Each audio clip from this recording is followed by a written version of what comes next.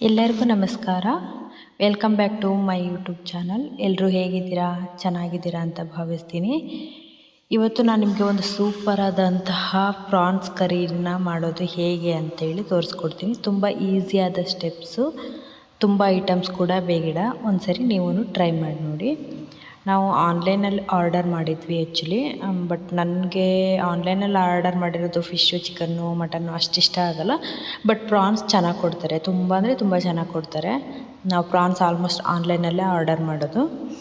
ನೀಟಾಗಿ ವಾಶ್ ಮಾಡಿ ಕೊಟ್ಟಿರ್ತಾರೆ ಅವರು. ಒಳಗಡೆದೆಲ್ಲ ಕ್ಲೀನ್ ಮಾಡ್ತಾರೆ, ಗೊತ್ತಾ ನಿಮಗೆ?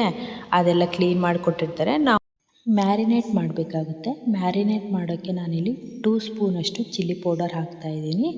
1 ಚಿಟಿಕೆಯಷ್ಟು ಟರ್ಮರಿಕ್ ಪೌಡರ್, ಹಾಗೆಯೇ ರುಚಿಗೆ ತಕ್ಕಷ್ಟು ಸಾಲ್ಟ್ ಕೂಡ ಆ್ಯಡ್ ಮಾಡ್ತಾಯಿದ್ದೀನಿ. ಇದೆಲ್ಲದನ್ನು ಹಾಕಿಬಿಟ್ಟು ನೀಟಾಗಿ ಮಿಕ್ಸ್ ಮಾಡಬೇಕು. ನೀವು ಹಾಕಿರೋ ಐಟಮ್ಸ್ ಎಲ್ಲ ಪ್ರಾನ್ಸ್ ಜೊತೆ ನೀಟಾಗಿ ಅಬ್ಸರ್ವ್ ಆಗಬೇಕು.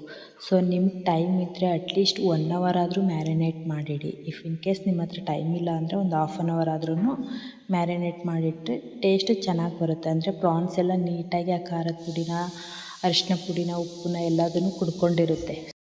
ಆ್ಯಕ್ಚುಲಿ ಇದನ್ನು ನಮ್ಮ ಮನೆಯವರೇ ಮಾಡ್ತಾಯಿದ್ದಾರೆ. ತುಂಬ ಟೇಸ್ಟಿಯಾಗಿ ಮಾಡ್ತಾರೆ ಅವರು. ಇದನ್ನು ಅಷ್ಟೇ. ಆಮೇಲೆ ಚಿಕನ್ ಸಮ್ ರೆಸಿಪೀಸ್ ಕೂಡ ಮಾಡ್ತಾರೆ, ತುಂಬ ಟೇಸ್ಟಿಯಾಗಿರುತ್ತೆ.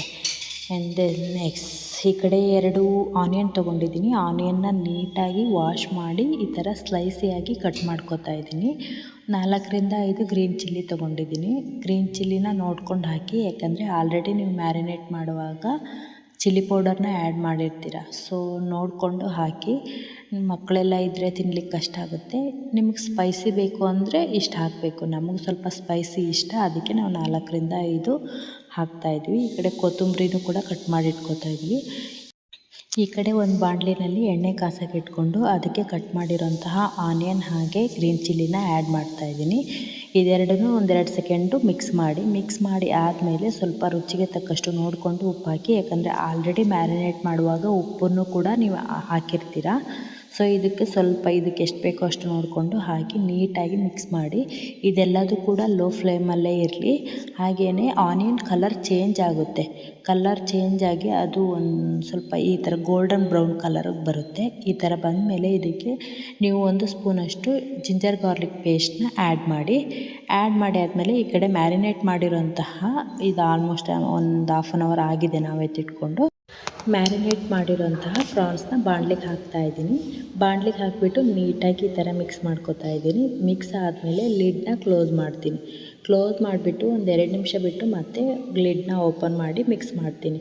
ಕಂಟಿನ್ಯೂಸ್ ಹಾಗೆ ಬಿಟ್ಬಿಟ್ರೆ ಅದು ಬಾಣಲಿಗೆ ತಳ ಹಿಡಿಯೋ ಚಾನ್ಸಸ್ ಇರುತ್ತೆ. ಸೊ 1-2 ನಿಮಿಷ ಆದಮೇಲೆ ಓಪನ್ ಮಾಡಿಬಿಟ್ಟು ಮತ್ತೆ ಮಿಕ್ಸ್ ಮಾಡಿ ಮತ್ತೆ ಲಿಡ್ನ ಕ್ಲೋಸ್ ಮಾಡಿ ಒಂದು 5 ಮಿನಿಟ್ಸ್ ಬಿಟ್ಬಿಡಿ.